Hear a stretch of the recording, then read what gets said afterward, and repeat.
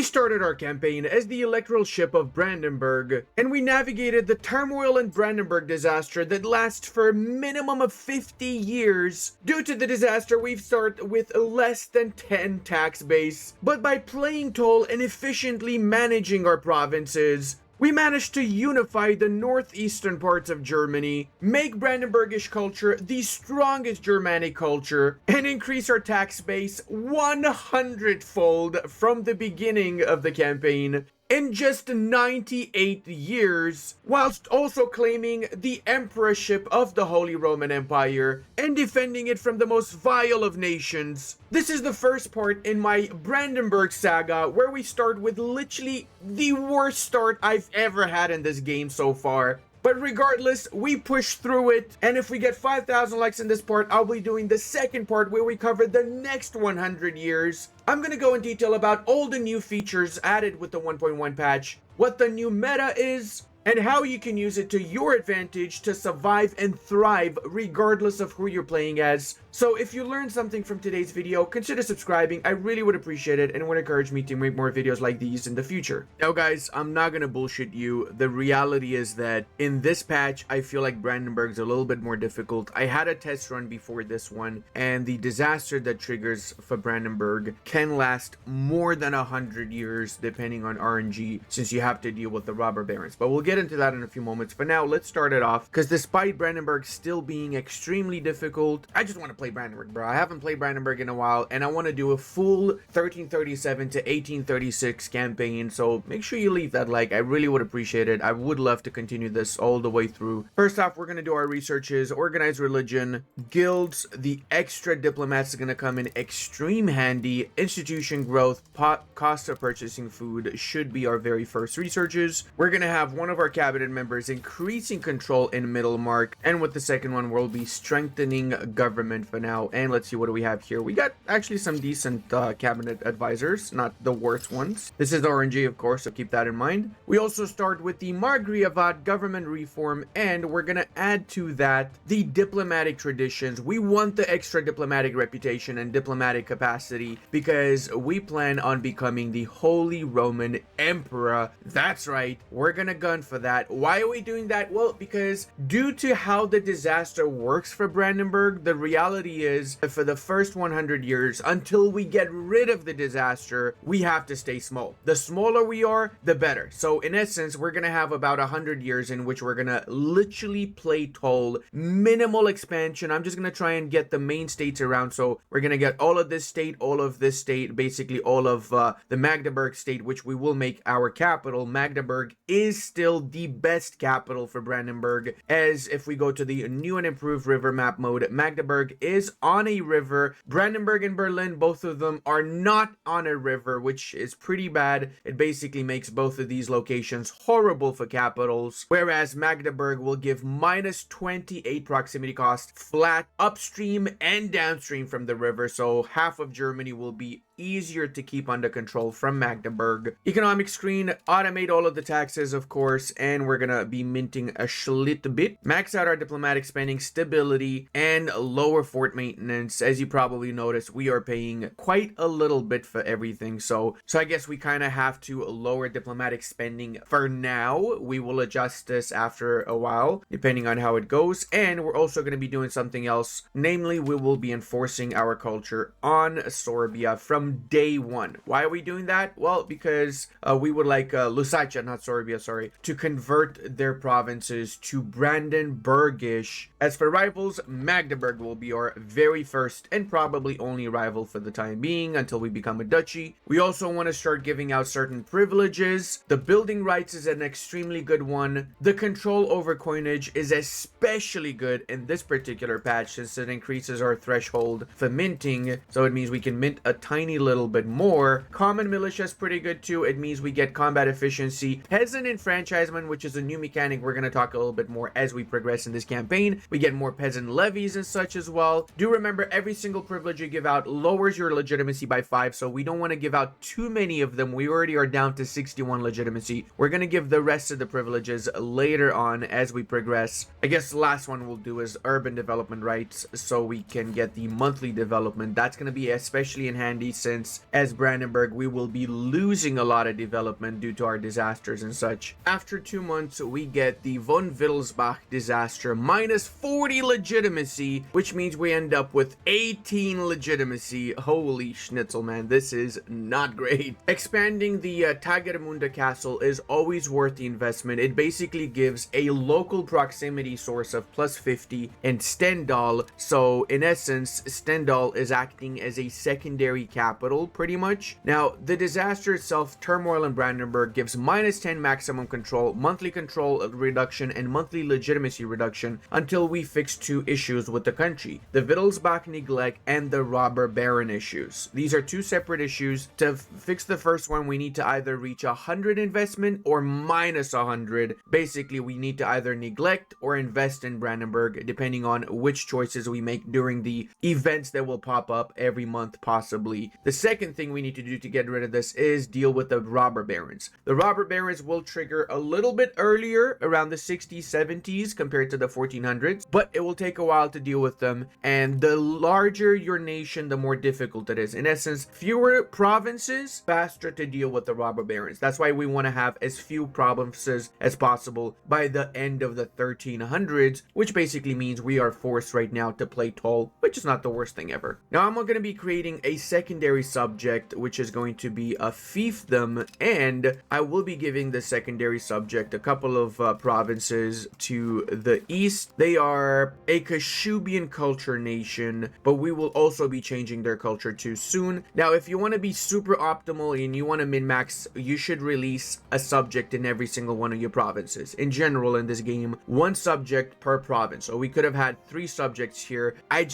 I don't want to min-max to that level. It feels like a little bit excessive. That being said, it did put us over the diplomatic capacity threshold, so we will be canceling our alliance with the Danes, because we just don't need that alliance, to be fair. 0.92 diplomatic capacity to maintain that alliance, so that's actually a pretty decent amount. And it does seem like we received ducal rights from our Papi, because yes, that's right, our leader, Ludwig von Wittelsbach, is the son of the HRE emperor, who leads the HRE from the southern parts, from the Bavarian realms. As a duchy, we have a few extra bonuses, so we can get a secondary rival, we get a little bit of great power score, extra cultural capacity, monthly prestige, diplomatic range, and diplomatic capacity. So that means we increase our diplomatic capacity to 3.53 now, which also means we can get more allies and create more subjects. Emphasis on the subject. So that means we can do this now. We can create another subject in here, another fiefdom, of course. And this one, unfortunately, will be Polish, Great Polish, because they've got a lot of greater Polish pops in their particular country. So we will have to enforce culture on this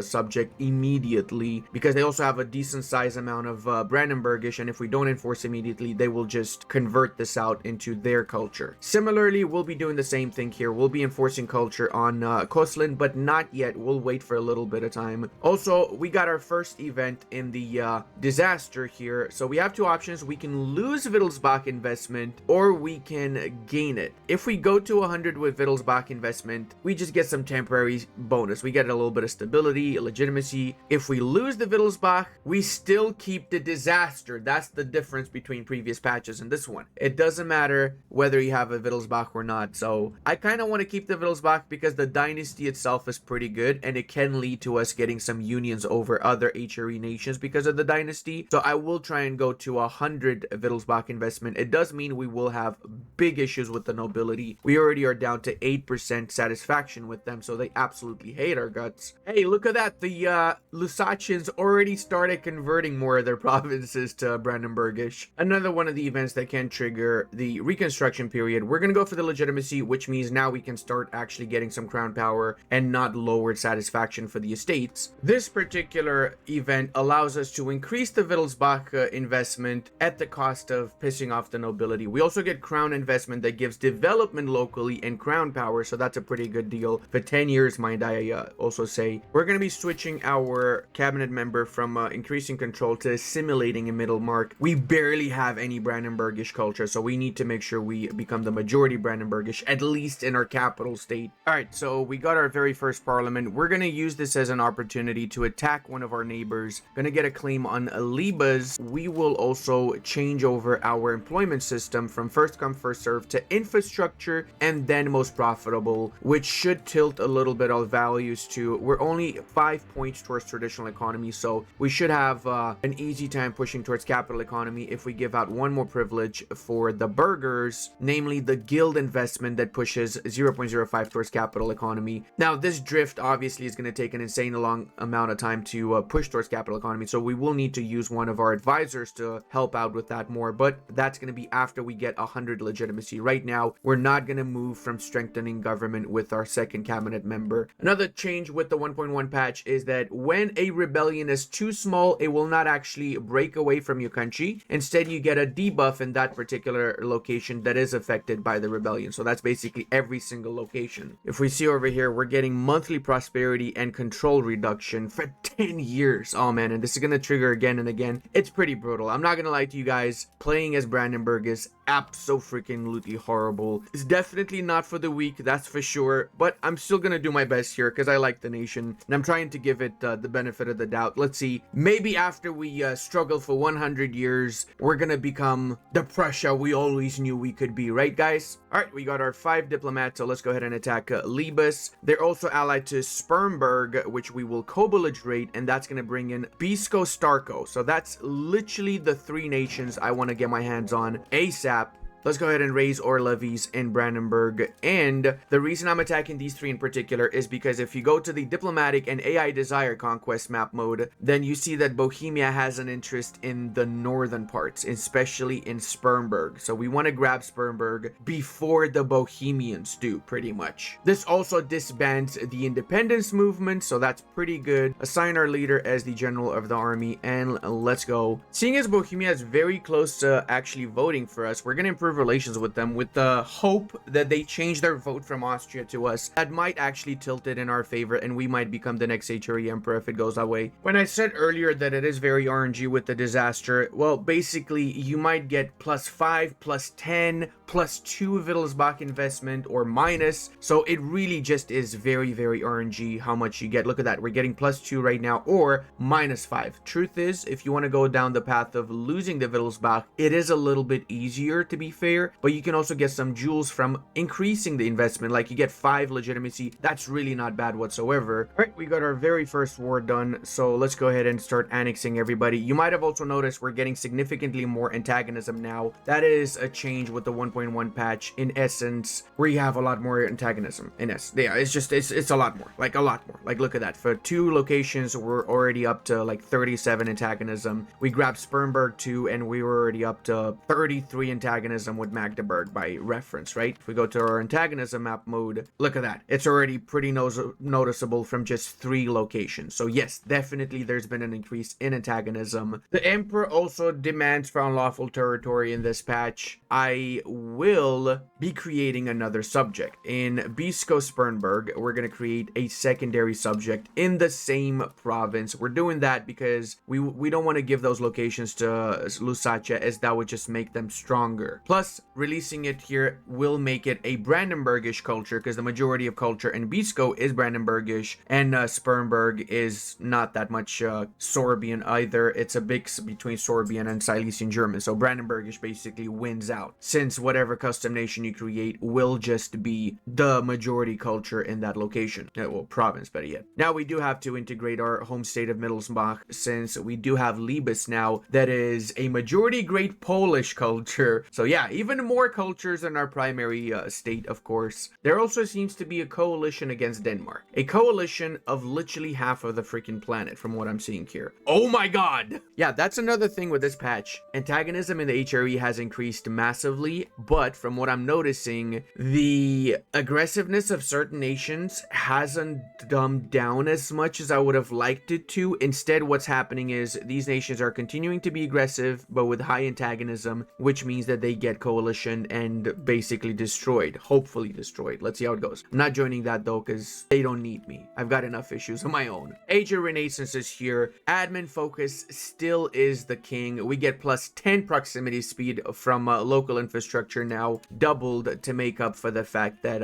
proximity speed, the new modifier, is a little bit different from the reduction that we had flat out before, percentage wise. Okay, this is a pretty big one. 10 Vittelsbach investment is really good. And yes, it's a little bit buggy. The unlawful territory, they will keep asking again and again and again. Every single time they ask, what happens is the province, which we're not giving back, resets the unlawful territory timer. So again, it resets it to 20 years with these debuffs until we return it or reintegrate it. So basically what this means is in this patch, in the HRE, it's better to expand by creating subjects, or after you've taken a province, instantly create a subject out of it instead of leaving it as conquered lands. We couldn't obviously do that with Libes since it is a part of our main state. We could have given it to Lower Lusatia, to be fair, with the seed location, but I just want to have at least my freaking main state properly under my control. Like, come on, man. Hey, we got 3 people voting for us. Let's go. Okay, this is huge. This is actually huge. I'm going to improve with Palatinate and with Köln next, because I feel like both of these would be easy to get on my side. So I'm waiting for my diplomat now to do so. Also, we've gotten 100 legitimacy, so we're paying a lot less now for the cost of court, which also means we can use this cabinet member to do other things, such as to recover prosperity, I guess would be the main one right now. We're down to minus 12 prosperity in our capital, for example. Oof. So we also now have the Age of Renaissance, which means that we can start researching scholarly treaties. Seeing as we are basically playing Toll, I will be going for certain advances that help me play Toll a little bit better. And I'm also going to be going for some unique German advances that were added in this patch. The Mountain Toll Castle that increases the number of nobles and gives some trade advantage, and the River Toll Castle that is very similar to that. However, I'm not going to do those as a priority since I've got bigger fish to fry. I want to get a little bit of extra literacy, so we're going to go for the max literacy for clergy and burghers. The food production is going to come in handy. Bro, this guy dies like every 5 seconds in my normal playthroughs, but now he's just refusing to die. Please die so I stop getting the unlawful territory and so I become the freaking emperor. Please die. I know he's my dad. I know. Don't worry about it, okay? I'm also worried that if he doesn't die now, that the electors might choose somebody else instead of me. So that's why, since I've got 3 votes, I want him to go away now. I'm actually a little bit curious to know what exactly Denmark took that made them so unpopular here. Oh my god! Okay, I see what they took. Just a tiny little bit concerned. 11,000. Okay, they might even win against the coalition. They actually might even win, brother. But I don't have the achievement of joining in a coalition. Maybe I'll do that for the achievement and then I'll leave. There you go. Join a coalition of more than 5 countries. Second parliament, we're going with the Casus Belli on Magdeburg. The time has arrived for us to grab the best of lands, the full Brandenburgish lands of Magdeburg. Trying to get another 50% here just so I can change a legislation from traditional distribution to favor the ruler, which by the way gives 33% crown power now. So we go from minus 10% to plus 33. That's 43% more crown power in essence, way more than before. Now, as you would imagine, we will need to rely on Saxe-Wittenberg for this war, because we also have Lüneburg on the other side, and I'm honestly a little bit worried. I'm not sure if I'm going to win this war. Like, I genuinely am not sure if I'm going to win that war. I really hope I will win it. I don't know, man. I left the coalition against Denmark. So when you start a war, you leave if you're in a coalition. I didn't know that. I genuinely did not know that. Learn something every day. I mean, sorry, I meant, I knew that, guys. Yeah, so if you declare a war, you leave whatever coalition you're a part of. Everybody knows this. It's just common knowledge, guys. Common knowledge, really. We're gonna be trying to rush for the small Magdeburgian army in the south so we can grab Jutenborg for ourselves too. Plus, we got every single one of our alliance members coming in here, so this is gonna be the biggest battle of all times. Why did they retreat? They freaking retreated. You little shits. Actually, what the hell, man? They betrayed me. They retreated and betrayed me. You absolute scum. Scum of the earth. Okay, let's go ahead and retreat in there too, because we have Lüneburg incoming and they are not happy with us. Yeah, we might be cooked here, guys. We might be cooked. Lüneburg might actually be cooking us. Our flank barely arrived, so that could have been super bad there. I mean, super, super bad. If we win this battle, we basically won the war, because they just cannot recover from this kind of losses. We already crushed 1,500. We only lost 700. So we basically pretty much won the war. Look at that. They're down to 4,500. Okay, I like it. I like it. I'm actually happy with this outcome. We do need to make sure we reinforce whenever battles are occurring, because if we lose big battles, it's very difficult to get back in it. And we also want to minimize the amount of soldiers overall that we lose in this war, because if we lose too many, the problem then is going to be we might be open to attack by one of our other neighbors that might take advantage of the situation. Oh, come on. Are you freaking kidding me? Thuringia joined on their side. Why? Just why, Thuringia? Why? Yeah, we got to be extremely careful now, because Thuringia is not that weak, actually. Are you serious right now? Why is the AI freaking brain dead? Like, actually, why the hell is the AI brain dead? Oh my god, I just lost the war because of that. I literally just lost the war. I actually just lost the war. Oh my dude, bro. We were so close to winning this too. It's insane. I'm gonna reinforce. Hopefully we do that in time, but I don't see it happening in time. Nope, we didn't reinforce in time and we lost the war, basically. Fudge, man. Oh man, you little shits, Thuringia. You actual little shit. Can we actually get anything at least? Maybe we can do a peace deal with like less than what we wanted. So we're not getting Magdeburg. We're getting the other areas aside from Magdeburg. We technically could. It is unfortunate, but it's better to take this L than to lose the war. That's very unfortunate. That actually is very, very, very unfortunate. Now, we're stuck for a few years until we recover our levies. We cannot do anything really. I will be giving out this one location here to lower Lusatia. As for the Altmark areas, we have to integrate it. No choice about it. So both of our cabinet members are stuck in integrating for a little while here. Also, I just noticed that France is in the destroy enemy Casus Belli. What the F is that? That is definitely a new Casus Belli. I've not seen that so far. I'm assuming that's some sort of rival. There's a rival Casus Belli I can make? No shot. Okay, let's check. We do have, oh my god, for just 20 spy network, we get a 0 conquest cost Casus Belli on rivals. Oh, if I saw this earlier. Okay, we got this, boys. We got this. Attack threatening rival Casus Belli 2. How did I not see this before? This was not in the patch notes, was it? This is huge, man. So we can attack Rupin with this Casus Belli then. We're down to 351 soldiers. We'll attack Rupin later. Not yet. We got other things to do right now. I'm just glad to see that new stuff like that was added. It makes me a lot more hopeful personally for the game's direction, right? We've also improved our relations now with the Kashubians. Speaking of, I'm assuming most of this is already Kashubian. Of course it is. They've been hard at work converting here, which is good because there was a lot of different cultures. I'd rather just see one culture, and eventually we will also convert these guys to Brandenburgish. And speaking of, look at that. Newmark's been doing pretty good. 99, 99, 99 Brandenburgish. Even the southern area, they're converting to Brandenburgish. That is really, really huge. It might be GG's on our imperial ambitions here unless we turn over the Rhine, since Bohemia decided they wanted to vote for themselves. The Black Death has appeared. It is honestly very unnerving seeing the French occupy Meissen, which is right next to us, and the entirety of Bavaria. Yeah, France is ridiculously OP still, as you probably might have guessed. They also occupied the Palatinate, everything. They're just winning these wars like crazy, man. Destroy enemy, brother. That is the coolest CB ever. I'm gonna use the shit out of that in my campaigns from now on. I'm so hyped about all the changes in this particular patch. It really makes such a difference, and it makes the game a lot more fun. Oh, nein! We gotten the Black Plague. That is not Glutensteiner. Well, only thing we're gonna do is we're gonna segregate the infected here to get that 15% disease resistance for the entirety of our population, and we get pushed towards communalism, which we also want to get a little bit of. We're gonna present Scapegoat to get that stability back. Now there's a coalition against the French that includes almost the entirety of the HRE. Holy shit, it is literally the entirety of the HRE. I feel like maybe maybe they need to tune a little bit the antagonism. Or if they don't tune the antagonism and they leave you like this, make the AI a little bit less aggressive. Lower Bavaria wants to get an alliance with me too. I guess we can do that. Then we have the triple alliance of the Rhine, Lower Bavaria, and Brandenburg, all Vittelsbach bros forever. Unfortunately, we all have shit manpower. 477, 994, and we've got 870. So between the three of us, there's less than 3,000 soldiers, bro. I'm actually curious to see how many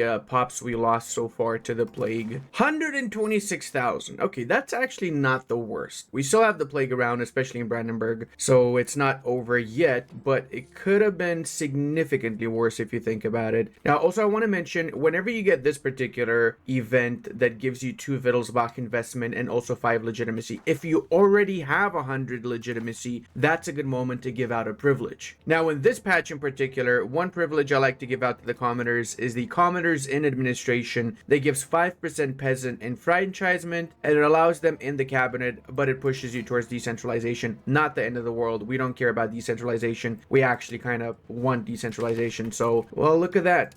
Magdeburg joined a coalition against us. Who else is able to? I think it's just Magdeburg though. 55. Yeah, I think only Magdeburg can join against us. I just realized before I made after I made the peace deal that if I changed one of my cabinet members to diplomatic endeavors, I would have gotten significantly less antagonism. So I need to remember this. I know about it, obviously. I've been doing it a lot, but I always forget when I'm playing in the HRE, and I should not forget anymore, because that would be a lot less antagonism that we got so far for the few provinces we took, and in return it would allow us to expand even more in essence. We also lost both of our cabinet members, one after the other, which is kind of ironic.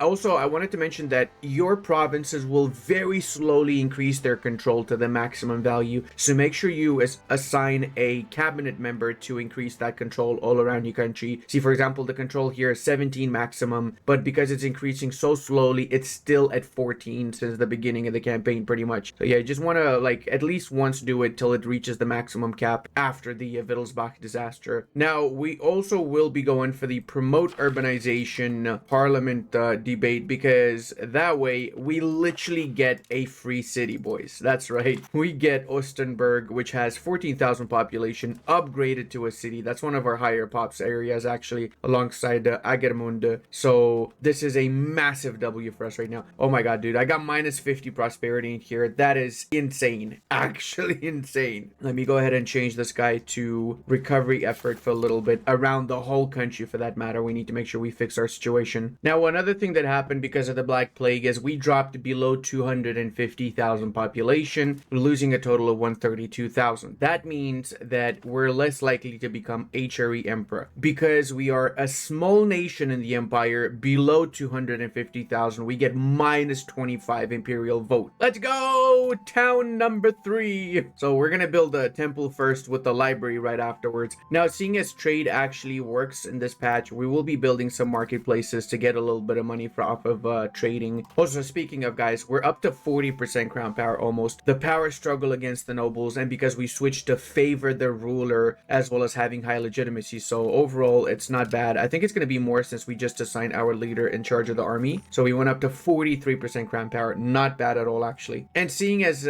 we have the option to, let's go for seniority in our little personal union with Allenstadt. The golden bull has been enacted by the Holy Roman Empire. That means that as of now, you cannot attack another HRE member without having a Casus Belli. No more no CB wars within the HRE, by HRE members at least. The Pledge of Lusatia, we can offer Lusatia to Meissen, available for purchase, or we can just not do that and get 20 Liberty Desire with them. That way they also disband the independence movement, which is a pretty big W. And seeing as we've got a little bit of extra money lying around, I think it's time we get the library built in Brandenburg, because I actually don't have a library there yet. In fact, I don't have a library pretty much anywhere, and we need to have one in all of our towns and cities. Tailor's Guild as well is pretty massive, so I guess the next thing we're going to be built is the Tailor's Guild. Also, guys, with the 1.1 patch, some of the legislations have been changed completely. So in the case of the jury laws, by tradition gives cultural tradition. It doesn't give estate satisfaction anymore, and that's why we're going to switch this over to by blood stud, which increases speed of integration by 10%. That is definitely a lot more useful for us right now. Time to use the destroy enemy Casus Belli against our rivals in Rupin. We're co-belligerating Gustro too, just because we might be able to do a little bit more damage into the northern areas. And we only have 1,100 soldiers, so we have to be a little bit careful. We will have to rely a lot on our subjects to win this war. Early on in the campaign, it's ironic, but these little battles literally determine whether you win or lose the wars, simply because of the lack of soldiers on all sides, pretty much. One thing I noticed that can happen a lot, and does happen a lot, is other nations join in randomly in the wars against you. For whatever reasons they might join, they do, and it's annoying. In our case, that's because they rivaled us, so they just joined in to help the enemies of their rivals.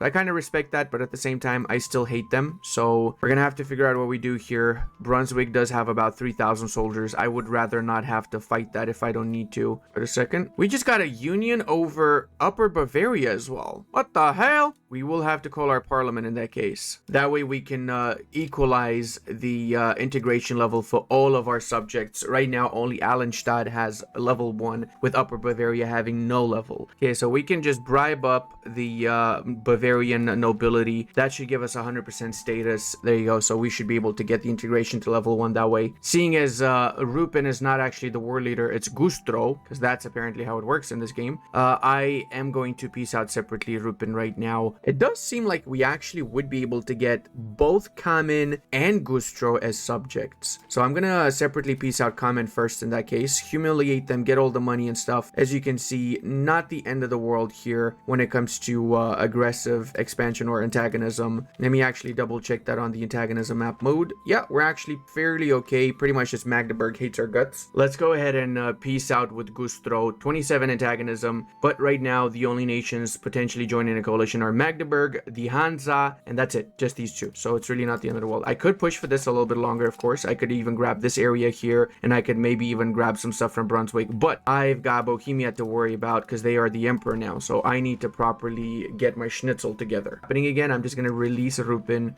as a subject. Guys, one very important thing to note with this patch is that the way assimilation, conversion, and promotion work is different from previous patches. What I mean by that is that the control of a location will be the deciding factor in assimilation, conversion, and promotion. So you can see here, the speed at which all three of these things happens is based on the control. That's why you need to always have above 0 control if you really want to be converting or assimilating or anything of the sorts. Also, check it out, guys. Dynastic power is up to 25.48 now, which is a pretty big problem because for us, we only have 4.56 dynastic power. We are in a bit of a pickle here, guys. Hey, the parliament agreed. Every member of our union has +1 integration level now. The problem, though, is that the Upper Bavarians definitely are at the big dog here. 171. Hold on a second. Why did they actually drop so much? We're the big dog, apparently. Okay, I'm down for that. And their leader is an absolute loser. Look at this guy, 3841. Wait, no, that's us. Yep, I stand by what I just said. Another 5 legitimacy, so we're gonna give out represented in the parliament that gives 5% more peasant enfranchisement, as well as more push towards free subject. We are trying to get as much push towards free subject as we can get our hands on, because we want our peasants to have more enfranchisement. That is a new mechanic. I didn't talk about it earlier, so in essence, what this does is it allows more of the wealth share to go to the common folk and not just to the nobles. So if we go over to our estates, we see that our estates are getting a big chunk of the pie here, whilst our commoners are basically getting peanuts. More enfranchisement for the common folk means, for the peasantry, means they get more of that wealth distribution. The return of Valdemar Ascanier. Historically, we relied on the emperor to settle the situation, and that's exactly what we're going to be doing. Also, take note, if we have above 100 relations with the emperor, in our case that would be the Bohemians, we should be technically able to get the good outcome. Well, Ascanier's son passes away, and we also just got unified treasury, so that means we got level 2 integration with our 2 personal union members. Seeing as we also have 5% Eastphalian population in our country, we can accept them for just 10 prestige, and we only are using 0.81 cultural capacity, so we can actually make Markish an accepted culture too. I'll be honest with you guys, I forgot to do that. I should have done that from day one of the campaign. I actually thought that I start with Markish accepted, but I was wrong. So yeah, make sure you accept all the Germanics. It's 0.15 usually per Germanic culture. So basically all of these bad boys here. And it's worth it because once these pops become accepted, they are easier to convert to your culture. Plus, wherever you've got those particular cultures as the majority, you will also turn that integrated location into a core. And also you can levy those units too. So now we're up to 2,300 levies because we do have in fact an extra 25% of our population that we're able to levy now. Also take note, the destroy enemy Casus Belli is not only on rivals, it is on your enemies. So that's a really important distinction to make, because maybe you rival, say, I don't know, maybe if we rival Havelberg, but Havelberg did not rival us, that means they're not an enemy. An enemy is a nation that both of you have rivaled each other in essence. So you can see here 5 nations rivaled us, which means they would become enemies if we rival them back, and those are the nations we can get this Casus Belli on. So in the case of Mecklenburg, we also can get the destroy enemy Casus Belli, or even the attack threatening rival Casus Belli. So this is another one that was added with this patch. Basically, this is for rivals, not for enemies. So say if we rivals, for example, Volgast, but they didn't rival us back, we still get this Casus Belli, but this only applies if that particular rival is a threat to us. So you got to go to the threat map mode and you can see whether or not they qualify to be a threat. Once it reaches a certain threshold and they are considered a threat, even if they didn't rival us back, you can get that Casus Belli. But say if we had it against Havelberg, we wouldn't get that Casus Belli even if we rivaled them, because they're just too tiny and they're not really a threat to us. Oh dude, another urbanization. Yes please. Okay, I'm basically turning all of my locations into towns via the parliament more than anything else. The Kingdom of Bohemia would like to purchase our electoralship. If we accept this, the Bohemians get a personal union over us. Do not accept this. Even if you do get negative relations with the Bohemians, still don't accept it. It literally will be the death of you if you accept that. You will never be able to get out of that personal union, trust me. Hey, we got the growth of Wittenberg plus 10 of Vittelsbach investment. We're so close, guys. We're at 90 right now. Oh my god, I can smell the freedom. And we got support from the Holy Roman Emperor, surprisingly. This is from the dead Holy Roman Emperor. Okay, this is definitely something that needs to be properly scripted. We get 100 opinion of Bohemia, 5 Wittelsbach investment, so we're very close, and Ascanier gets banished. The thing with this is, this guy already died, and Emperor is also dead for 2 years now. I'm gonna make a bug report, because this is actually not okay. Now, that being said, boom, we are super close to getting rid of the Wittelsbach problem. We still will not get rid of the Turmoil, though, so we still have the -10 until we get rid of the robber barons, which will happen soonish, hopefully. And there you have it, boys. This is another 5 investment. Boom, that is basically it. We've in essence gotten 100 investment now. So after 1 month, we get this particular event, plus 15 legitimacy, plus 15 prestige, and 50 stability. Holy shit, that's actually quite good. I'm gonna give a couple of privileges out just because I will get the 15 legitimacy. Treasury rights in particular is extremely good this patch, and we're also going to give autonomous villages, the extra free subjects, and extra peasant enfranchisement. So yeah, that's 15. Boom, back up to 100. And if we go to the disaster itself, we see that we got half of the prerequisites done. We just need to deal with the baron robbers, which have not yet triggered. So yeah, this disaster is here to stay for a little bit longer. God, we're part right now of the Lübeck market, but we really need to make our own market. I would prefer to make it in my future capital of Magdeburg, but for now, I'm even considering making it in Brandenburg and switching it over to Magdeburg afterwards, because it's just, this is not it. This market sucks PP, and we need to also start building up our market, so our own industry here, beginning with the lumber mills. We have a huge shortage of lumber in the market itself, so getting this lumber upgraded will be a big deal. Also, this is again a bug. Remember, this is an open beta, so there will be bugs which hopefully will get patched soon. After you reach 100 investment, you still get these events. That's kind of both good and bad, I guess you could say. For example, it's good right now because for just 10 loyalty of burghers, I will get 5 legitimacy, so hell yeah, I'm gonna go for that. We could say give out religious administration, and boom, back up to 100. Hails to the yes. On the bright side, we do have enough masonry, so we are getting the 33% discount on most buildings. Just lumber is the big issue here. Holy mother of God, these guys did a really good job at converting everything to Brandenburgish. I remember Sternberg was like majority Greater Polish. Now there's barely any Poles in there. My subjects have literally done a better job than me at converting stuff. Also time that we get another destroy enemy Casus Belli on Magdeburg. Now here's another thing you can do if you again are about to get some more legitimacy. You can basically recruit courtiers. Right now we barely have any, so let's go ahead and spend a little bit of our legitimacy to get some more courtiers. Okay, I think that's about it. So that's 15, so which means we're going back up to 100. Absolutely delicious. Now let's see what courtiers we got. We got some decent ones. Okay, we actually got some fairly decent ones. We might even replace this guy. We're also able now to get the first institution, professional army. I'm actually gonna get it straight, because remember, you get 5% more research progress per number of embraced institutions. Now, I am going to be doing my war against Magdeburg. We have the destroy enemy Casus Belli, and we're going to be calling in Hesse and Saxe-Wittenberg, our two allies. This is going to be a bit of a brutal war, though, because they are pretty strong, and I'm worried that some of my other rivals might join mid-war. Our heir has also come of age, so let's give him a nice waifu.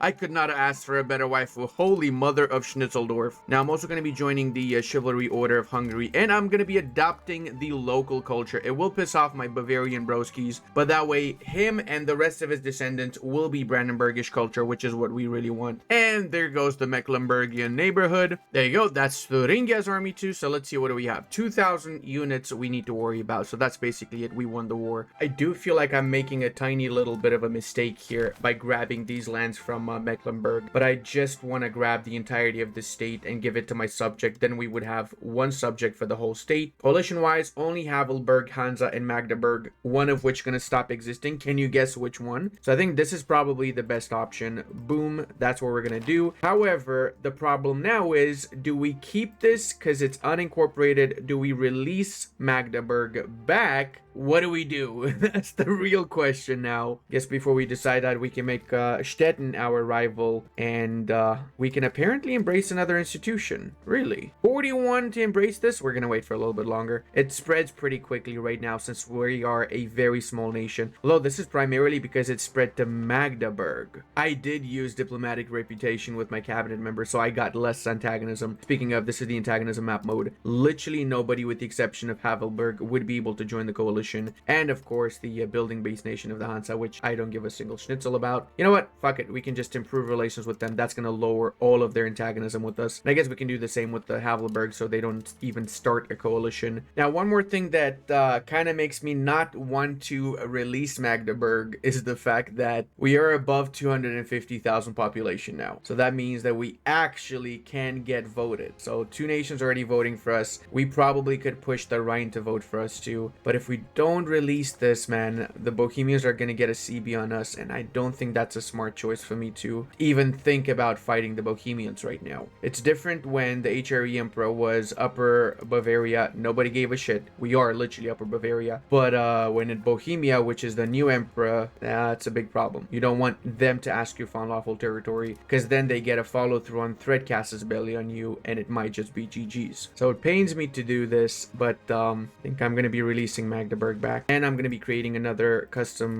nation here that hopefully doesn't get asked by the Emperor to return unlawful territory before they integrate those lands. Oh no, that's kind of unfortunate. I have to return this. I really have to return it. If I don't return it, I'm dead. Bohemia has it out for me, and I know for a fact that they will absolutely attack my ass if I don't return it. Yeah, I'm not going to play around with that. That is way too dangerous. What I am going to do though is I'm going to start annexing Rupin, the first of my subjects to get annexed actually. And I do feel bad because this basically means I just took all that antagonism for nothing. I could have done something else with it. Now, one building I've been eyeing up for some time is the Royal Court. I'm going to build that right now. And I'm going to follow that up with the Royal Gardens and the Sergeantry. Actually, I'm going to build the Sergeantry right now since it wouldn't be the worst idea getting some actual professional soldiers. Now, take note, because in this particular patch, regiments are 500 from the first stage, 1,000 from the second, and so on. The Sergeantry gives 15 monthly manpower instead of the 5 that it used to give in previous patches. We see here Saxe-Wittenberg has actually a professional army, 1 infantry and 1 auxiliary, the infantry having 500 units, albeit not at full strength right now. Oh my god, what the hell happened in the Teutonic lands? Everybody here is one of the native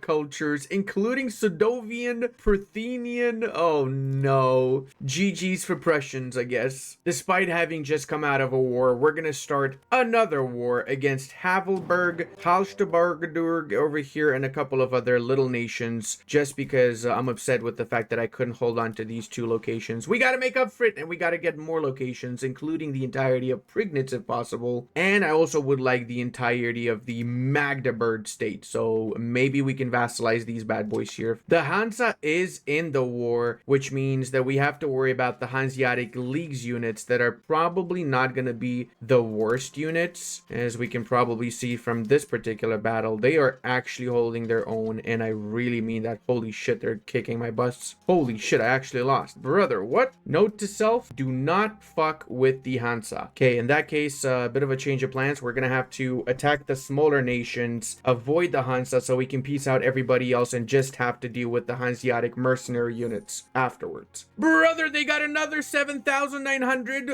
What the shit? They just recruited 20 regiments, 7 cavalry, 13 infantry. I'm sorry, what the? Bro! Oh no! Okay, luckily for us, they're focusing on sieging down fortifications. Keep on another. No, get the fuck out of here. Get the shit out of here. The Hansa's got no, freaking. Are you kidding me right now, brother? What the shit? I'm no, wait, hold on a second. What the shit just happened? The Hansa's got more units than Bohemia? An actual professional soldier? I'm done. Nope, I'm done. I'm not fighting this shit. I'm not. All right, so I had a little bit of a break, had some food, had some coffee, and I'm back at it. I'm about to die. 6,000 units against 22 professional. I genuinely don't know what I'm gonna do right now. Oh, actually, I could technically peace out with the white piece. Maybe I can do this as well. Make these guys a subject. Boom. How much would I get in a coalition-wise? Misnia, Halbenberg, Hansa, and Havelberg. That's fine. That's actually... Well, no. Technically, I would be better off doing this, I guess. That way, Havelberg I can just release afterwards without having to worry about them joining or being upset with us in any case. That being said, can we still piece you guys out? We can. Okay, we're doing the white piece, boys. We're doing the white piece. Holy shit, I had massive plans for this war. I was so hyped. I was like, I'm gonna get the southern parts of Magdeburg. I'm gonna do that. I'm gonna get rid of these scumbags. Nope. Apparently, the Hansa is literally the most dangerous thing in the game right now. I had no freaking clue about it. Now I do. And I'm scared shitless. Why am I scared shitless? For very freaking good reasons, guys. Holy crap. How many units these guys can have is just insane. I get it. They have a lot of money, but holy crap, that is a little bit too much if you ask me. Jesus Christ, man. How much money do these people have? Actually, that makes me want to play as the Hansa, honestly. It makes me so much want to play as the Hansa now. Damn it, man. That could have been such a good war for me.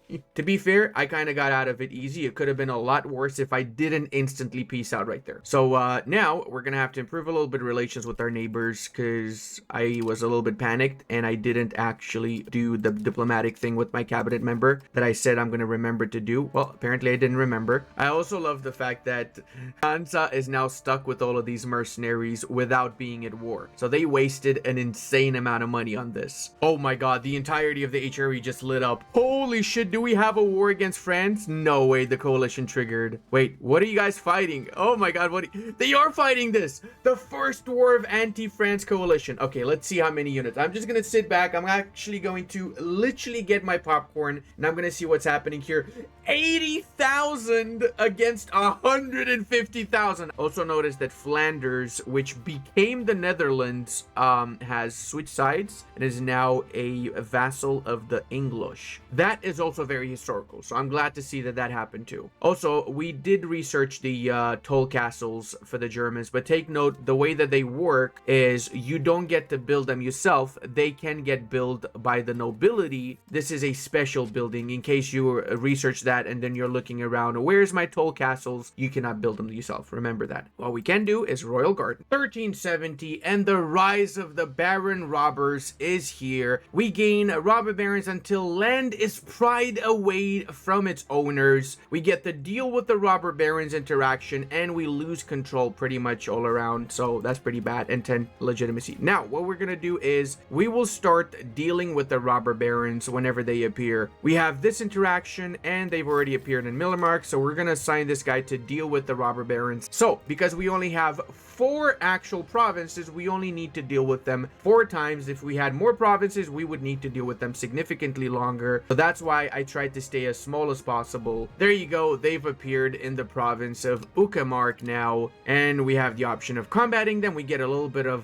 control and Vittelsbach investment, but the truth is we already got this, so we don't need to stress about the Vittelsbach investment anymore. I really wish you would have the robber barons from the start of the campaign. That way you could get rid of this particular disaster within the first 30-40 years instead of having to deal with it for almost 100 years. It feels very not good in my opinion. But that being said, it's significantly better than the previous version of Brandenburg in the previous patch, in which it was just really bad. The sucky part also is that you cannot have 2 cabinet members deal with the robber baron at the same time. So that's why it takes a while, and the more provinces you have, the longer it takes, because you have to do it 1 province at a time. And for those of you wondering, they also updated what the robber barons do, and basically they give maximum control minus 10%, unrest plus 25, and they lower development by a lot. Actually 0.01 is quite a lot, so we're literally losing development for the entire period in which the robber barons are present here. And there you have it. Now we have them in Altmark too, brother, and in Prignitz. Okay, so officially the robber barons are everywhere in our country right now, so all of our locations have minus 10 maximum control. It's 1371, and we got 34, 11, freaking 0 or 8 maximum control, 20s. It's really bad. It's really bad.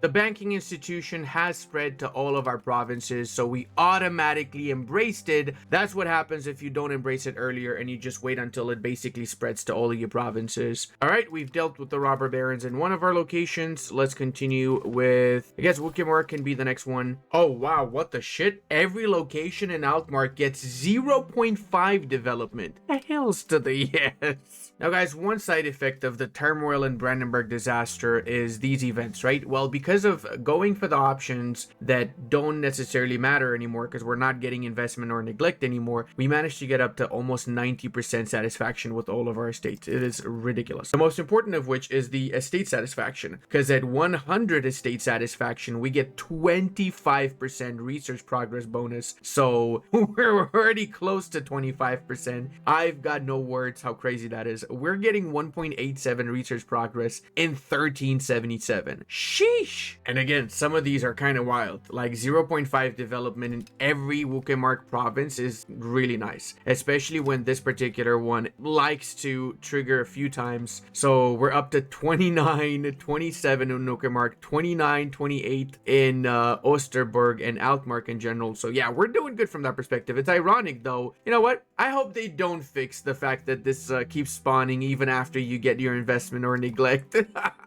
And to be fair, even if they don't fix it, you could just keep your investment at 95 and go for the other options to let the event keep triggering until you get rid of the robber barons. So the fact that this is lasting for 100 years technically is also very helpful now that I think about it.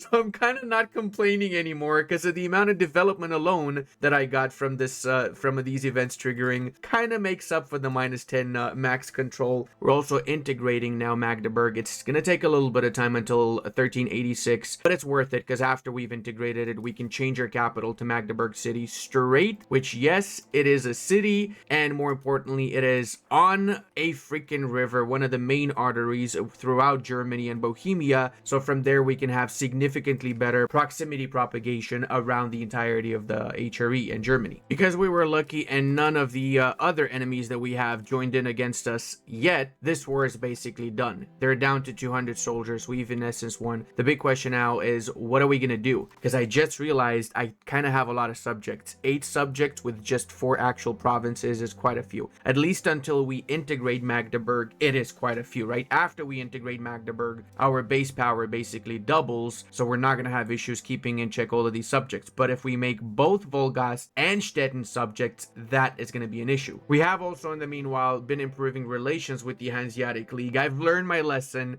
and I'm actually gonna try and get an alliance with them. If we are not at war, we are 3 points away from getting that alliance, and we can use up all of these other diplomats we got, so we can make sure even more nations are not going to be joining any sort of coalition against us. I've also enforced Brandenburgian culture on my other subjects, and it does seem like they have started converting to Brandenburgian. These guys in the east have pretty much completely converted half of their country to Brandenburgian, with the other half still being Kashubian. I'm also going to go for the expanded levies recruitment law, just because it pushes me more towards free subjects, and we want to get that peasant enfranchisement. And when it comes to advances, we're currently researching everything to get men-at-arms, and then we're going to also push towards hoofnesses and heavy cavalry, but we also want to get the rag paper production method, bureaucracy, counting house, quite a few researches from the banking side too. All right, so we got end of the Robin Baron rule. For 50 years, we get 20% extra crown power. This is the most anticlimactic thing imaginable. So we dealt with the robber barons completely, and I got the achievement. Yay! I'll be Vittelsbach. Start as Brandenburg. Hold on a second. What is that achievement actually? That's one of the new ones, isn't it? Get 100 investment score and have a Vittelsbach on the throne. Okay, cool. So we did that achievement. That's awesome.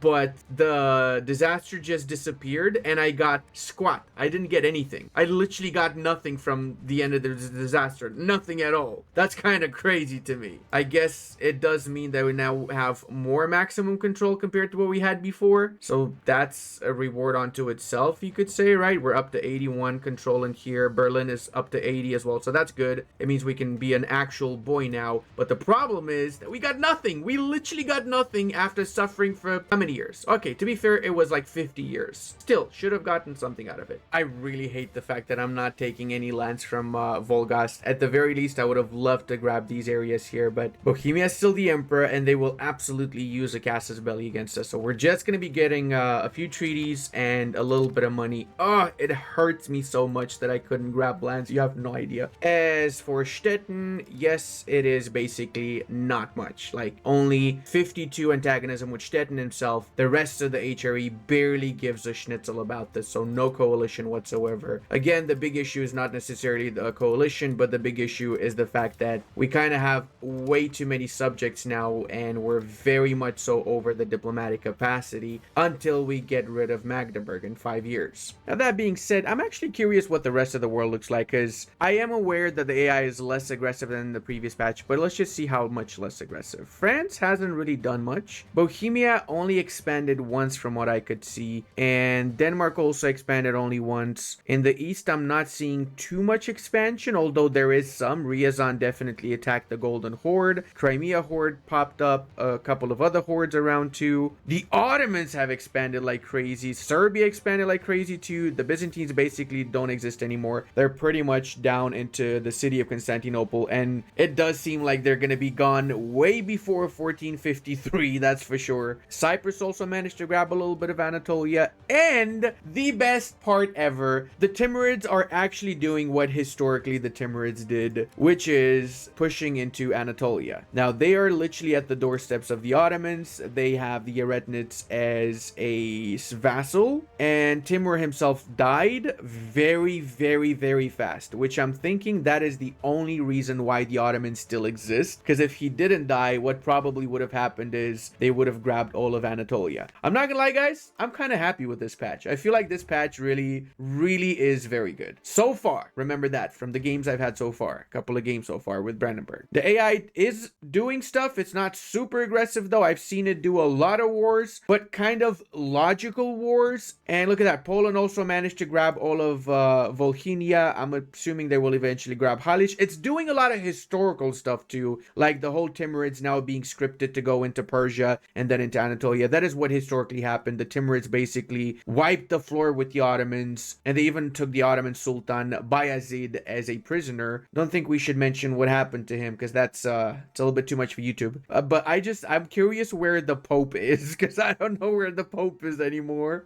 Also, I have to say that Austria is behaving a lot better in this patch. I'm seeing Austria expanding and Austria not dying instantly. So again, very much so big W. And the fact that the HRE also is pretty solid still 50 years into the campaign is really good. I do see the French around here, so they are vassalizing little subjects, but not as much as in previous patches. They did take a big chunk of the lowlands though. Let's see how it keeps on going as we progress in the campaign. But so far, way less aggressive and not brain dead at the same time compared to previous patches, which is a good step forward. So we have a little bit of Renaissance spread around. I could wait for a tiny bit longer, but I'm just going to embrace it right now. The sooner I get this, the better, because it will allow us to get more cabinet seats. So that's the very first thing I'm going to rush for. The extra one cabinet seat. Then we're going to queue up the rest of the researches here, because there really are a lot of very important to have researches in Renaissance tech tree. Also, I just want to clarify something. I kind of got this wrong earlier, but the Casus bellies on enemies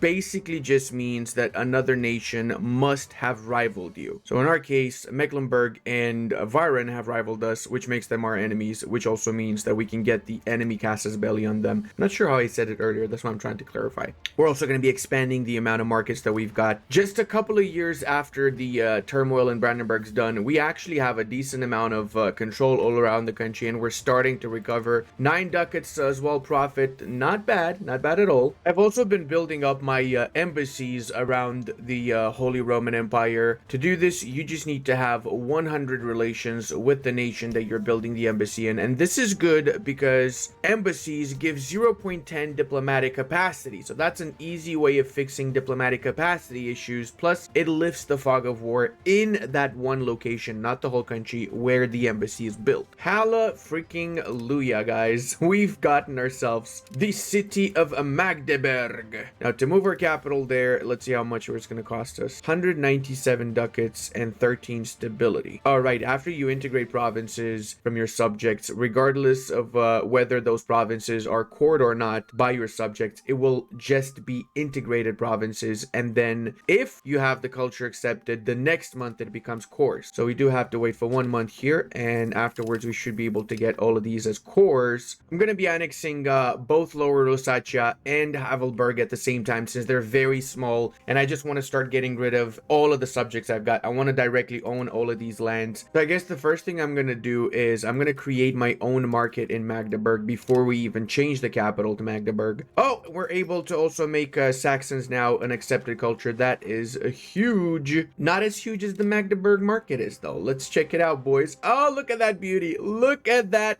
Oh my god, we look literally like a shark. I'm not even joking. Look at that. That's the tail. That's the fins. We are the Magdeburgian shark. It's confirmed. And we got another big milestone because we managed to get 500,000 Brandenburgish pops. Usually this disappears very early on, but we actually managed to preserve our culture. Also time we clean up the northern borders a tiny bit more, boys. Check it out. We got 7,000 levies now. Oh my god, we feel like a real human. You know what? I'll give the Mecklenburgians what they deserve. They're brave. They actually attacked our units. Stupid, but definitely brave. And there goes the neighborhood. That was it. They got 800 Soldatensteiners left. Now, seeing as we have a brand new market, we have issues with food. So we have to start expanding our food RGOs. Wheat, livestock would be a priority, of course, just so we can fill up the stockpiles of food in the Magdeburg market. We're basically 1,000 food stockpile. That is very, very low. And we got our third government reform. Normally, I would go for royal decree, but considering the changes to agricultural cultivation, this is by far the best option, since it also offers a little bit of push towards land, but more importantly, monthly prosperity. All right, Schwerin, welcome to the vassal swarm. Annexatio. We've basically just made an extra 4 subjects in the northern parts, which negates the fact that we're trying to not have as many subjects. We're going to be back to quite a few subjects in a few seconds. Now, we do have basically a ton of diplomatic capacity because all of our subjects are weak as shit, so we can accept that alliance from the Austrians. Speaking of the Austrians, they got 15,000 army size. Boys, I'm going to go ahead and say it. Austria is back in business. We got our next cabinet seat, and I'm going to use this guy to start switching around my values a tiny bit. We want to push more for communalism, more for innovative as well, free subjects. Ah, yes, a new new capital for our country, move capital to Berlin, and nothing happens. Literally nothing happens because Berlin's not on a river and it's just poo-poo caca. No, we're not moving capital to Berlin, bro. We can lower our relations with Halberstadt here by sending an insult, as well as we can go to our market, and if Halberstadt is in our market, we go to countries, and there you go, they are in our market. We can also embargo them. That again will lower relations, so we don't need to lose any sort of stability when we attack them. Booyah Shaka, another 25 minus relations, so now they're down to 47, which means we get 0 stability hit for attacking them now. Oh, we can get Hildesheim too if we co-belligerate Vernigodug. So let's do that.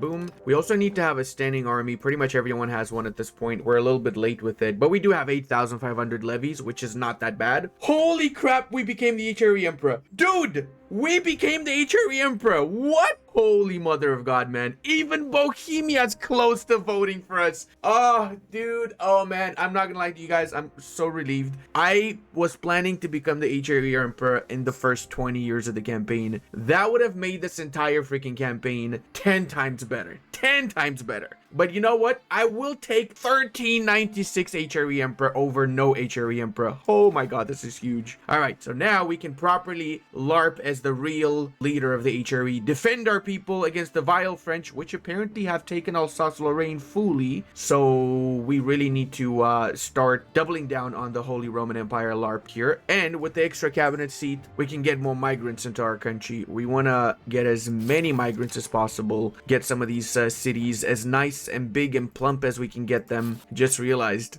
So I was 3 out of 4 votes, and I think the thing that tipped over for the Rhine is the diplomatic reputation, isn't it? Yeah, look at that. 63 diplomatic reputation. They prefer Lower Bavaria after us. So yeah, I swear to God, I just did this for the less antagonism, for the peace deal. But by me doing the improved diplomatic reputation cabinet action, I also became the HRE Emperor. Oh my God, this is literally dumb luck, I swear. A lot of the legislations in the Holy Roman Empire are really good, but some of them are also massive debuffs. So, for example, from the administrative Landfriede, right now what this does is it increases the investment cost, but if we were to institute the Landfriede, it would lower the investment cost for stability. Then if you expand it, you get more bonuses. In essence, there's different tiers for each of the legislation. Based on the tier that you're going for, it can make the HRE more centralized, more decentralized, and basically you can shape it to whatever type of HRE you want to have. So personally, I really like this system. It's a lot better than the EU4 system. Seeing as we are the HRE Emperor, we need to get more imperial authority, and the best way to do that is to make sure that we get rid of the debuffs here. So members subjugated by foreign powers, locations owned by non-HRE members in Germany, and locations owned by non-HRE members outside of Germany. All of this we will have to slowly make sure we don't have. So we're gonna have to fight the French and the English. Yeah, that I don't see that happening. The Teutons probably would be the easiest one to fix, as well as the Polish province, maybe. How strong is Poland right now? 15,000. Yep, that's not happening anytime soon either. Well, to be fair, we do have 8,800 levies, probably about 15,000 with all of our subjects. So maybe not, no. I might even grab a big chunk of Poland for future historical border reasons. So in order to grab those territories from the Teutons, we now have access to the Imperial Ban Casus Belli, which is minus 25 conquest and subjugation costs for attacker. I believe I just found the holy trinity of easy to attack nations. Anhalt with these two bad boys here are all allied to one another. 3 best friends forever and ever who would love nothing more than to just become my next 3 subjects. We're also about to finish annexing Lusatia and Nuremberg, so we're gonna grow in size significantly, both population wise and locations wise. It's gonna be a lot easier to keep in check all of these little OPMs, and the best part is we're enforcing culture on these little nations, so we're basically gonna spread Brandenburgish super fast, because obviously they got 2 cabinet members and they already have integrated these lands, so they basically instantly start converting to Brandenburgish. It's a guaranteed expansion of Brandenburgish without us actually having to do anything. Oh, this is also really cool because we're emperor. We get to decide who becomes a duchy and who doesn't. Yes, of course, my beloved Rhine ally, you are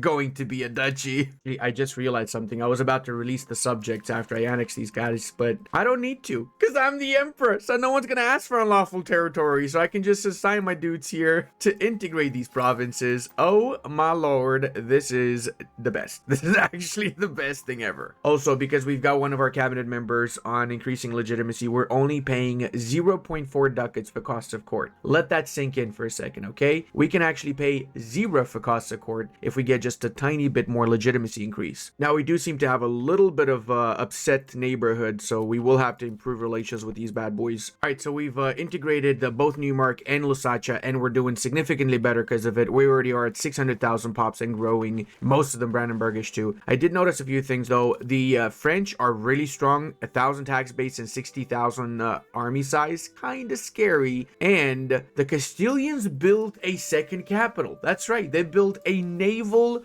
governor, or better yet, a local governor in Sevilla. Why did they not build a naval governor? That seems a little bit strange, because that would have probably been the better option there. Oh my god, we also can get money from nations? I am in love. The levies we got are actually really holding their own against professional soldiers from the Teutons. I have to say I'm a bit surprised by that. It does seem like levies are significantly stronger than in the previous patches. I mean, heck, we've basically wiped out their entire army. The only ones that still have soldiers are the Scots, which are not interested in helping them out because they haven't even landed on our lands yet. Now guys, one important thing to note, when you do have subjects that rebel like this and join on the side of your enemies, do not annex them. You're going to get extra aggressive expansion or antagonism. Instead, just peace them out with money or whatever, because then they become your subjects again after you peace them out, because technically they still are your subjects, they're just rebellious. Also, seeing as we use the imperial ban Casus Belli, we can only take lands that are within the Holy Roman Empire, so that means the one foothold they got in the center there, as well as the provinces in Stolp, and that's it. For the actual Teutonic provinces, we're going to have a separate Casus Belli eventually. Mercantile, we just have to release as a custom nation. Unfortunately, not much we can do there. We will enforce culture, of course, on them. Holy shit, Bohemia wants to ally me. Wait, this might be a trick. This might be are they at war with someone massive? No, they're not actually. Hell yeah, I'm taking a Bohemian alliance, brother. That means I got nothing to worry about for a very long time, and I can just continue to expand into the HRE without any sort of issues. Yes, baby. With that Bohemian alliance, we actually managed to get everybody to vote for us now. Also, our dynastic power from the Vittelsbach gives us 22, which is a massive deal. That's why I went the Vittelsbach way instead of the Hohenzollern way, because this is obviously the better choice here. And another little bit of a special thing is the fact that we're annexing Mühlhausen. For those of you that don't know, Mühlhausen is probably one of my favorite nations in the HRE. I did a campaign starting as this little rural location, and we formed Germany and then the European Union. It was crazy, and if you haven't watched it yet, recommend you check it out. Should be a link to it in the description. I think I got a little bit scammed here. I allowed Saxe-Wittenberg to unify with Meissen and form Saxony, and now Saxony is the only nation that is not voting for me to be the next emperor. The betrayal is real. It's really real, and we cannot stand for this kind of betrayal. The Curia have excommunicated the King of France. Interesting. Holy fucking shit, France is insanely massive and overpowered, and they got back the Netherlands from the English, and they got back Brittany too. Oh, a brother. This is not looking good for us. Hornor, the king is dead. Long live the king, and by king I really mean emperor. Oh, 15 legitimacy. Let's freaking go. We're gonna use that to recruit some cabinet members, and we got some actual beasts, boys. Holy schnitzel. Plus, in case you didn't notice, we are doing really good economically. 212 tax base, and we're actually getting a buttload of money, even though we're spending maximum for diplomatic and everything else. We are doing very Gucci. So we've annexed most of our subjects. We're actually down to just 8 subjects now, very few compared to before. If we check the cultures map mode, we got 917,000 Brandenburgish because of our whole strategy of enforcing culture in our subjects too. That being said, we made a mistake earlier by not switching the capital to Magdeburg, and I'm gonna rectify that. The reason it was a mistake is because now it costs 1,400 to move it to Magdeburg. Before it was like a few hundred, so I should have moved it then. That means that we're gonna have a lot less control on the eastern parts. So my plan is to create a secondary capital along the river here that leads all the way into Silesia, so we would get a decent amount of control all the way down to the edges of Silesia. Liebes would probably be the best because it's got 18,000 pops, so we can turn it into a town and then city after we've made some migrants come in there, so I guess I can encourage migration now into Libus in anticipation, because we need 30,000 pops in order to turn this into a city and use that city as our first local governors. Now with the capital in Magdeburg, we can also start building some roads towards the east. If we connect with the roads the eastern parts, we might still be able to retain a tiny little bit of control over there. Also kind of insane how much lumber shortage I've got. I've been building up my lumber, insane amounts of lumber. Like, look at this. All the RGOs are close to maxed out with lumber. I've got a lot of lumber mills everywhere, and I still have shortages of lumber. What's up with that? How do we still have shortages of lumber, sir? Somebody explain this to me. A new age is also upon us, as we have started building up our universities now, which will lead to us getting an insane amount of cultural influence. We already have a pretty decent amount, 112, considering we're playing as Brandenburg, but we're gonna get thousands because of this. Universities and libraries is our favorite thing after all. A great day for old Brandenburgians. We can establish our own chivalry order, the Order of the Swan, that gives noble levy size. It's gonna cost 1,400. We don't have that much saved up, but luckily enough, we can actually take some loans, and we're not gonna go bankrupt. It does mean we're gonna have to pay off these loans, so we're gonna be doing a little bit of austerity measures for a tiny bit of time, I guess. We're also gonna be starting our assault into the east with an attack onto the Teutonic Order. And hey, look at that. We also have rapid unification of crowns passed, so that means we can in fact annex Allenstadt in less than a freaking year. That is insane. Look how quickly we're annexing it. Holy mother of God. I'm a little bit surprised by that. I'm not gonna lie. The Teutons basically have nobody to help them out. And what's even worse, they just got their armies wiped out by the Lithuanians. First battle's been concluded, and we've basically wiped out 70% of the Teutonic army. So yeah, I think it's safe to say we pretty much won the war as it is. For the bureaucracy law, we're gonna go for decentralized bureaucracy because that gives us more monthly prosperity. And you probably noticed all the newly added monthly prosperity modifiers really stack up a lot more than in previous patches. We already have 75 prosperity, and with the newly added legislation, we can push it even further higher than that. Alright, so we've basically wiped out the entirety of the Teutonic Order, and I really mean it, because we're gonna fully annex them, get all the money we can. Coalition wise, only nation we need to worry about is literally the Poles. That's it. Booyah Shaka boys, and we've got the Prussian lands. Plus, bonus, every subject that the Teutonic Order had. Because we fully annexed the Teutonic Order, those subjects become our subjects. So we got the entirety of the Livonian Order, 500,000 Baltic German pops with the 141 tax base for free. We paid 0 antagonism to grab all of the Baltic for ourselves, and yes, we will keep it, of course. Now, I also want to address something. If we are to form Prussia, we have to move our capital in the Prussian area, and if we do form Prussia, we get the exact same advances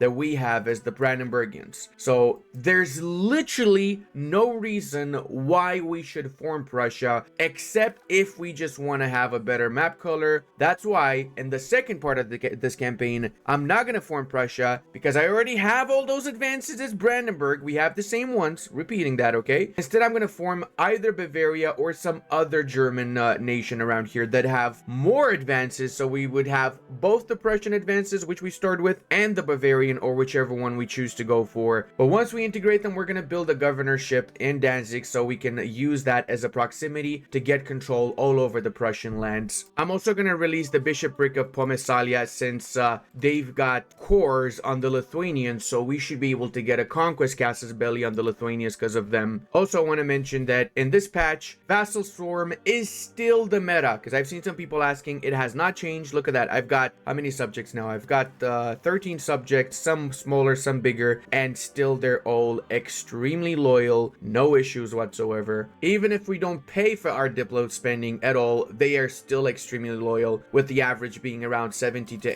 80% with 0 spending. That is just crazy to me. Now, we've also paid off all of our loans, and we're doing fairly good economically. What we're missing now is the economic core. So we already have a fairly decent amount of control in our core, 180, 70, and by the extreme extremities is 40 to 20, which we will eventually improve once we have the governorship in Libus. We're close to it, about 1,000, and then we can upgrade this to a city rank. But the goal is going to be to turn all of these locations into cities eventually. There is one thing I want to mention in this patch, namely the bailiffs. So this has been changed massively. You can only build bailiffs in rural locations. They give local noble power and peasant enfranchisement debuff, but they give max control plus 20. This is a permanent boost, okay? That's not proximity 20, it's freaking control 20. So if we build that in Gardelegen, we would have 83% control right now. So let me go ahead and do exactly that. Why am I building in Gardelegen? Well, Gardelegen, I'm not going to upgrade to a town because it has fur RGO, which is in super high demand in the Holy Roman Empire. It's very hard to get fur, very few fur provinces around. So the ones that we do have, we want to make sure we maintain as rural locations. And for those particular locations that you're planning to maintain as rural, it is a really good idea to build your bailiffs in there now. That goes the same for all of the silver and gold RGOs, all of the high value RGOs.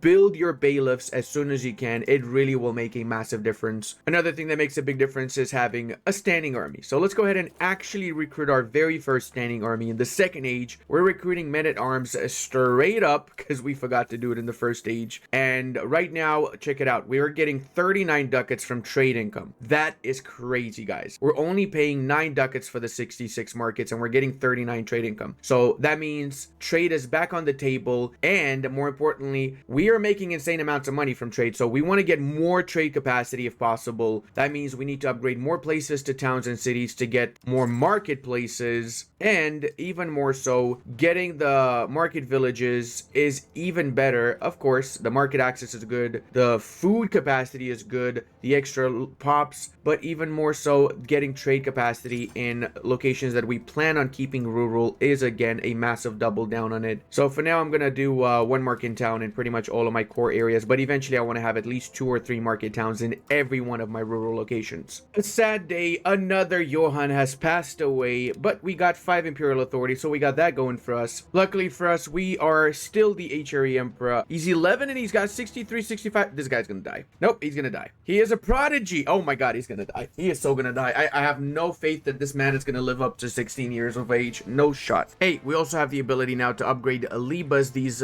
to a city, and you probably notice it costs us 2,000 ducats because we've got some insane shortages right now, namely the most important things: iron, lumber, masonry, and such.